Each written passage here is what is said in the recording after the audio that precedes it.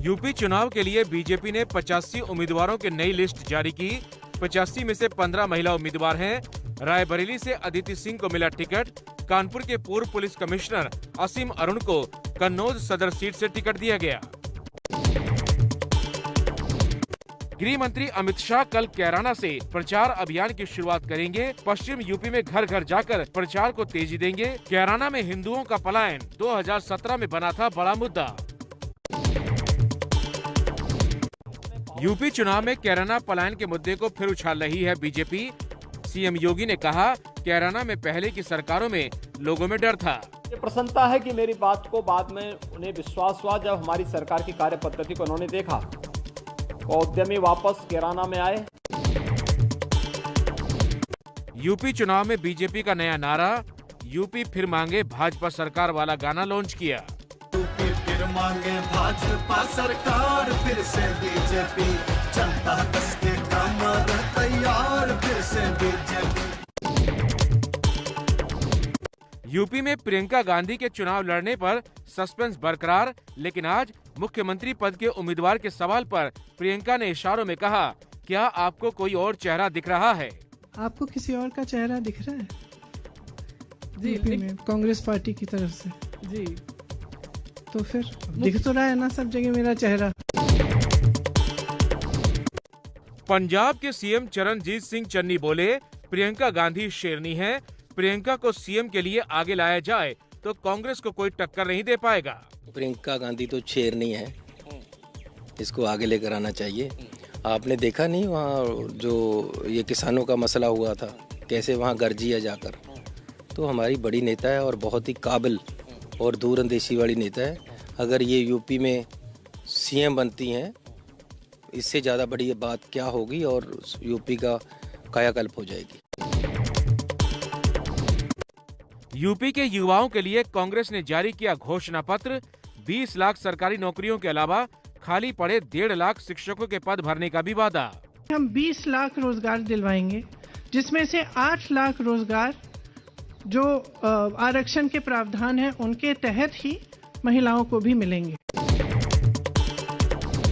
चरणजीत सिंह चन्नी बोले, अगर पार्टी पंजाब में सिद्धू को मुख्यमंत्री पद का चेहरा बनाती है तो मैं समर्थन करूंगा।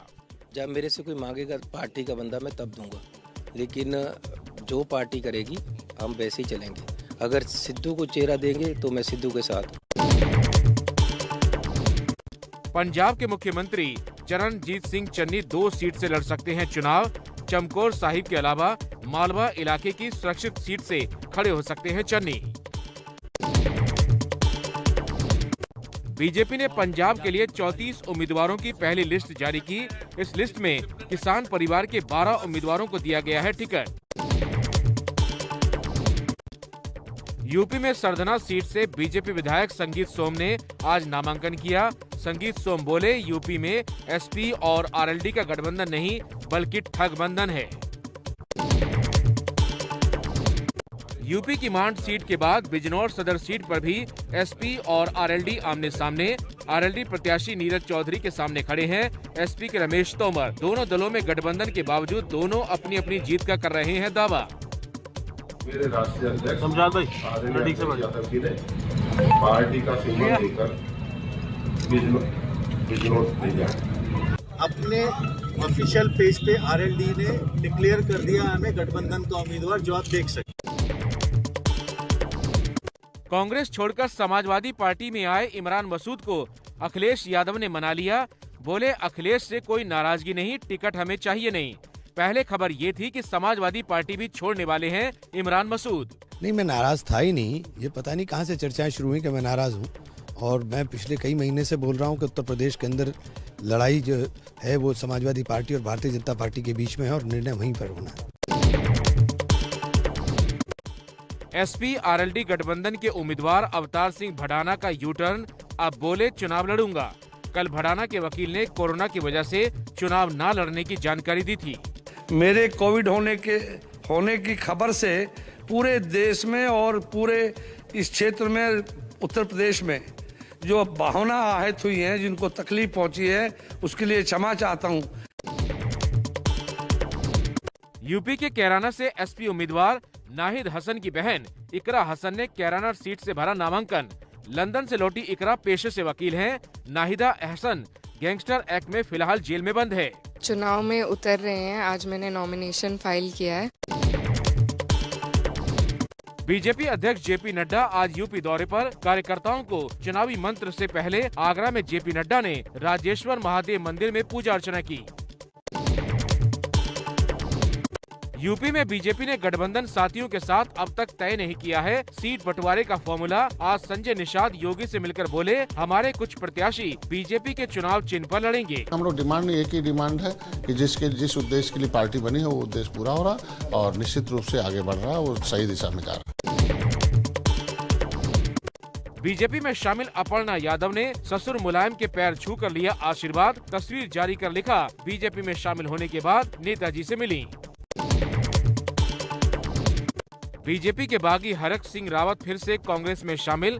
बीजेपी ने हरक सिंह को निष्कासित किया था। हरक सिंह बोले, बीजेपी ने इस्तेमाल कर फेंक दिया। आज हरीश भाई ने बहुत दिल से उन्होंने मुझे आशीर्वाद दिया, पार्टी में सम्मिलित होने के लिए आशीर्वाद दिया। उत्तराखंड में आज से बीजेपी का डोर टू डोर प्रचार शुरू। सीएम पुष्कर सिंह धामी अल्मोड़ा पहुंचे, घर घर जाकर लोगों से मिले। दिवंगत नेता मनोहर पर्रिकर के बेटे उत्पल ने गोवा की पणजी सीट से निर्दलीय चुनाव लड़ने का ऐलान किया। बीजेपी की ओर से टिकट न मिलने से नाराज हैं उत्पल पर्रिकर। चुनाव से पहले टिकट कटने की वजह से नेताओं के निकल रहे हैं आंसू। यूपी के आगरा में बीजेपी नेता दिगंबर सिंह रोय तो बुलंदशहर में कांग्रेस नेता रानी शर्मा के आंसू निकल गए। जो मेरी खैरागढ़ की जनता मेरे साथ जिस तरह से कंधा मिलाकर खड़ी हुई थी। इंडिया गेट पर अमर जवान ज्योति अब वॉर मेमोरियल में प्रज्वलित हुई। 50 साल से जल रही ज्योति की जगह बदली गई। मशाल से वॉर मेमोरियल को ज्योति में मिलाया गया।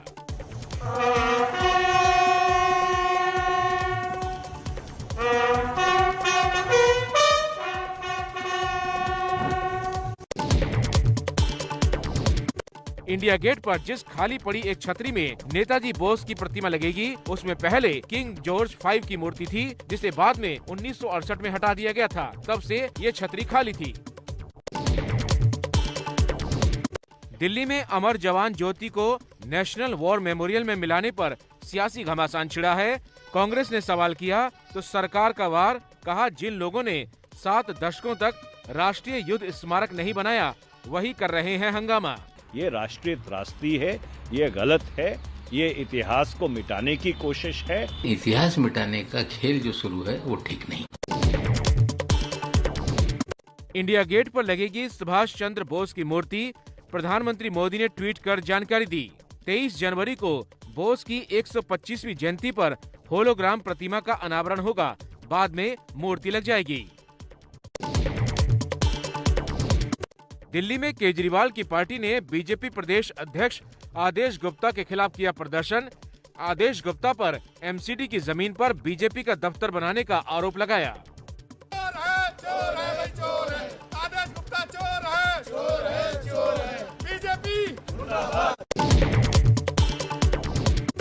एमपी में मुख्यमंत्री शिवराज सिंह चौहान के आवास के बाहर दिग्विजय और कमलनाथ ने दिया धरना।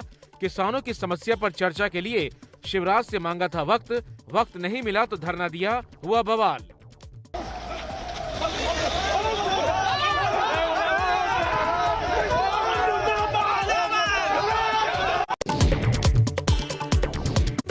क्लब हाउस ऐप चैट पर महिलाओं के बारे में अभद्र टिप्पणी के मामले में मुंबई पुलिस ने 3 लोगों को गिरफ्तार किया। 2 चैट रूम बनाकर महिलाओं के खिलाफ हो रही थी आपत्तिजनक टिप्पणी। सूचना और प्रसारण मंत्रालय ने देश विरोधी 35 वेबसाइट को ब्लॉक करने का आदेश दिया। भारत विरोधी कंटेंट वेबसाइट पर दिया जा रहा था आईटी एक्ट के सेक्शन 65 के तहत कार्रवाई। देश में आज फिर बढ़ गए कोरोना के नए केस। पिछले 24 घंटे में 3,47,000 रिपोर्ट पॉजिटिव आई। अब देश में करीब 20 लाख से ज्यादा लोगों का कोरोना से इलाज चल रहा है कि वैक्सीनेशन का प्रभाव होता है। फुली वैक्सीनेटेड लोगों में जो डिजीज है वो माइल्ड या मॉडरेट लेवल तक सीमित रहती है। स्वास्थ्य मंत्रालय ने बच्चों के लिए नई गाइडलाइंस जारी की। कहा 5 साल से छोटे बच्चों को मास्क पहनने की जरूरत नहीं। 5 से 12 साल के बच्चों को मास्क पहनाना खुद माता पिता तय करें। 12 साल से ज्यादा उम्र के बच्चों को मास्क पहनना जरूरी होगा। दिल्ली में वीकेंड कर्फ्यू हटाने की केजरीवाल सरकार की सिफारिश को उपराज्यपाल ने नामंजूर किया। फिलहाल सिर्फ 50% क्षमता के साथ निजी दफ्तर खुल सकेंगे। दिल्ली में कोरोना के केस में कमी आई है, लेकिन मौत नहीं थम रही। एक दिन में कल कोरोना से 43 लोगों की जान गई। दिल्ली में अब कोरोना टेस्ट की कीमत घट गई है। दिल्ली के स्वास्थ्य मंत्री सत्येंद्र जैन बोले, दिल्ली में गुजर गई है कोरोना की पीक, अब हालात सुधर रहे हैं। दिल्ली के अंदर अब जो कोरोना का जो बहुत बड़ा खतरा था वो कम हो गया है और केसेस भी काफी कम हो गए हैं। इसके लिए निवेदन किया गया है। मुंबई में सोमवार से खुलेंगे स्कूल। ऑफलाइन और ऑनलाइन दोनों क्लासें चलेंगी। बच्चों को टिफिन बॉक्स लाने को मना किया गया। कोरोना के नियमों का सख्ती से करना होगा पालन। पिछले 24 घंटे में मुंबई में 18 पुलिसकर्मी कोरोना पॉजिटिव पाए गए। अब तक मुंबई में 10,000 से ज्यादा पुलिस वालों को कोरोना हो चुका है। मशहूर सिंगर लता मंगेशकर अभी भी आईसीयू में है। डॉक्टरों ने अपील की, दीदी की सेहत के लिए कोई अफवाह न फैलाएं, जल्द स्वस्थ होने की कामना। पश्चिम बंगाल के दिनाजपुर में पार्सल बम में धमाके से 4 लोग घायल। दवाई की दुकान पर एक अज्ञात शख्स दे गया था पार्सल। अब तक कोई आरोपी गिरफ्तार नहीं। गणतंत्र दिवस से पहले जम्मू कश्मीर पुलिस ने श्रीनगर में 3 आतंकियों के पोस्टर जारी किए। जानकारी के लिए इनाम का ऐलान। तीनों आतंकी लंबे समय से सक्रिय हैं। यूपी के मथुरा में हथियारों की अवैध फैक्ट्री का खुलासा। 8 पिस्टल, 4 बंदूक समेत बड़ी खेप मिली। 1 आरोपी गिरफ्तार, बाकी की तलाश जारी। IREO समूह के ललित गोयल और उनके सहयोगियों के खिलाफ प्रवर्तन निदेशालय ने मनी लॉन्ड्रिंग एक्ट के तहत आरोप पत्र दाखिल किया। 1225 करोड़ की अवैध रकम विदेशों में भेजी गई थी। कोरोना की वजह से गणतंत्र दिवस की परेड का रूट इस साल भी छोटा होगा। विजय चौक से शुरू होकर इंडिया गेट के नेशनल स्टेडियम के पास खत्म होगी परेड। इस बार सिर्फ दर्शकों में 8,000 लोग होंगे। दिल्ली एनसीआर में अगले दिन मौसम हो सकता है खराब। हल्की बारिश के आसार। सुबह लोगों का कोहरे से हो रहा है सामना।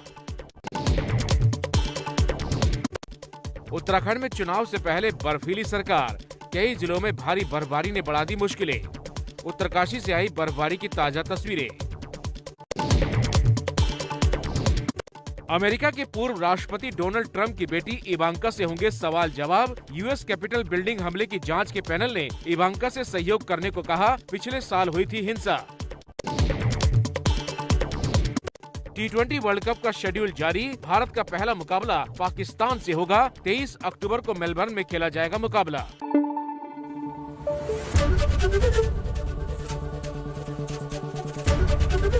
ABP न्यूज आपको रखे आगे।